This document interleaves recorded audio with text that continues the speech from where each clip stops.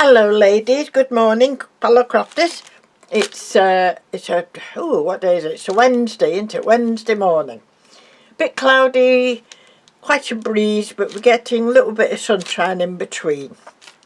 So what I've just nipped on, I'm doing a bit of I'm using my moulds. I want to get some little bits together. I'll show you why. I found these amongst my stash. I think they're like wooden or faux wood, but I think they were hanging in between, you know, when you get one of them heart-shaped reefs, and I think one or two of these were hanging in the middle, and I didn't need them, but I've kept them. So what I wanted to do is something a bit Christmassy on these, like little Christmas hangers. So I've got two. Okay, and what I'm waiting for, I'm still decoupaging, but I'm waiting for a two-part to do some, crackle glaze. But you can't do it like a cheap way with glue or anything, because that's usually you have to paint and then put your crackle stuff on and then paint and then it all cracks. And I don't want a big painting on this, I just want some subtle cracks. So that's what I was doing, but on the back I wanted to put something like this, okay? Something like this. These are cameos that I've already bought, and they paint up lovely. You can paint them any colour you like, and they paint up nice. So, but on this side, so that's what I'm going to do on that side. I'll do something else as well, but it's not going to be that colour. This is like the base colour. I'm going to put another colour on top and then crackle glaze that, and then do a very fine crackle glaze on that one. Is that right? I don't know what I'm doing. But to do all these things, what I wanted was some little elements here, around here. For instance, like this. Okay? Something like that. Isn't that lovely? And then put maybe a little cameo of some sort. I was hoping would fit, but we'll see. I can't chop that down, so I might get away with it like that. Okay, so to make my moulds and that, I've done them in a few ways last couple of years. One way, of course, is with your air dry clay or your modelling clay, whatever they call it. This type of stuff though is quite expensive, so I started using air dry clay, which is fine, but it's like plasterwork, what you find on the ceiling, and it's quite fragile that. So you know, don't want to try and bend it or anything because it'll break, but it's very good, and you can paint it, varnish it, you can do anything you like with them. So that was one way.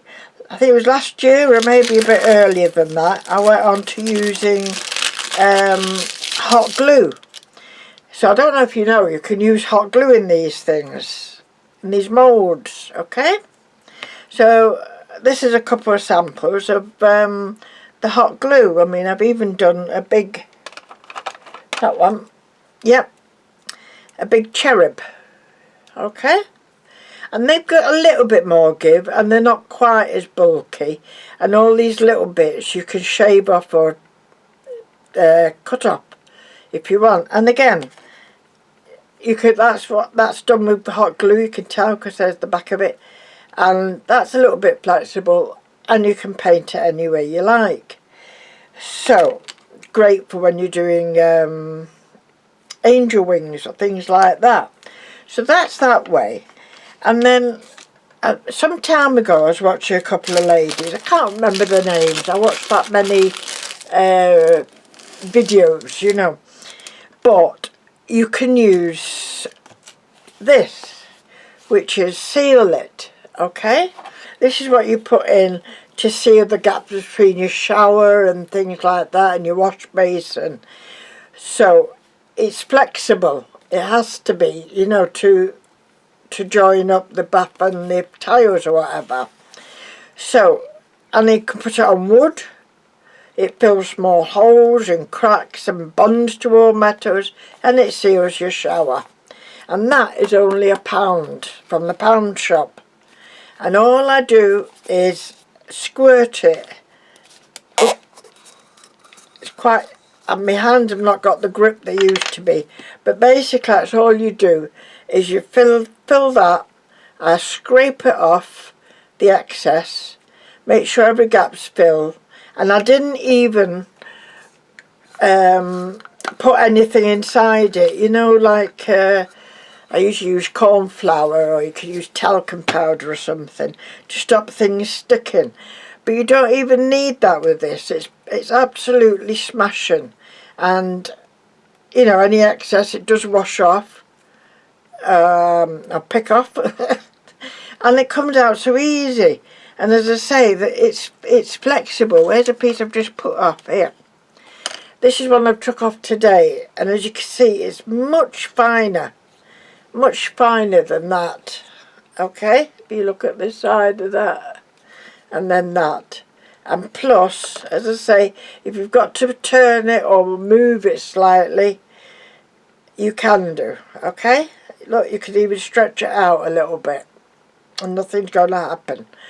You could also cut it. It's much easier to cut, because that, you start playing about with that, it's just going to shatter. But that, you could even cut it, no problem at all. So I thought I wanted to share this little tip with you. It's some little ones, as I say. I'm hoping to, I think they're quite nice, them, aren't they? So I don't know, I wish I had a smaller cherub, but never mind, we'll find something. So that's what I really want to show you, and just to show you how easy it is to get it out. I'm going to get one out for you. Hold on. That box shows all my majority of my the ones I've done with hot glue. It's just very hot glue in it, and it comes out smashing. And this one I keep all my plaster ones in. That, see I'm messing with that one. That's airdry, and I've took one of the feet off for this starfish. That's another flexible one. That's nice. So you just keep to one side when you need them. So I'll just show you how quick it is, easy it is. You just gently, that's why I want something really flexible, so that you can bend that back.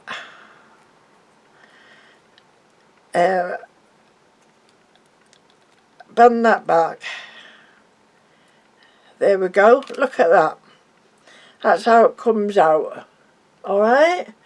And then, you know, you could just pick these off, or with a tiny pair of scissors, which I most probably will do. I'll just go around it and trim it off.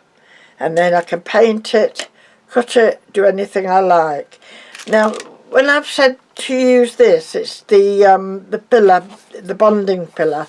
Why this is good and flexible is because it's got silicone in it. That's what makes it flexible.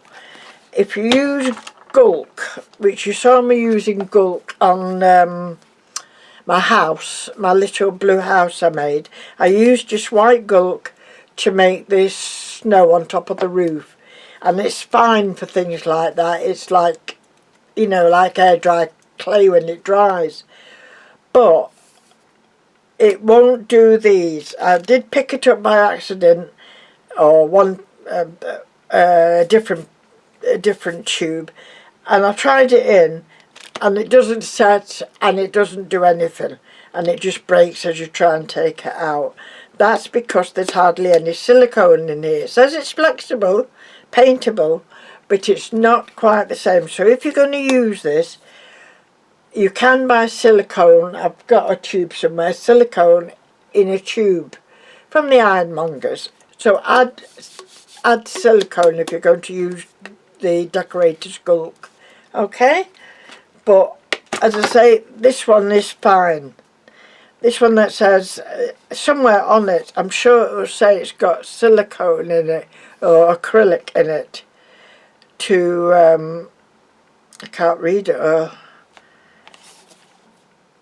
you know, to make it flexible. So as long as you've got that in it, it's fine. So that's how I showed you how easy it is to get it out.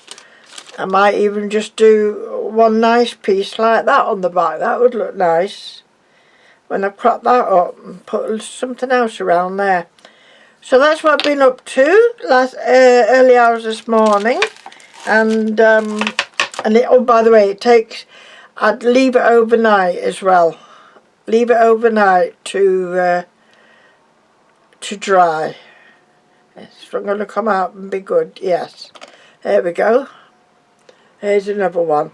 So that's what I'll do. I'll take them out and then leave them out to dry again, especially the backs because they've been in here. But they're fine, absolutely brilliant. I wish I could remember the first lady. I know there's a few ladies on YouTube who are showing you how to do this.